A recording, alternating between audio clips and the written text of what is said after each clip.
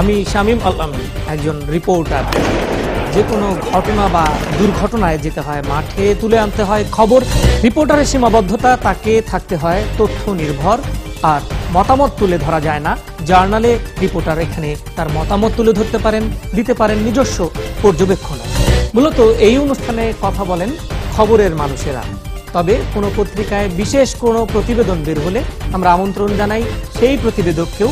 কেবল ৭১-এর সংবাদ নয়, দেখি অন্যান্য সংবাদ ভিত্তিক টেলিভিশন চ্যানেলগুলোরও শিরোনাম, আলোচনাও করি।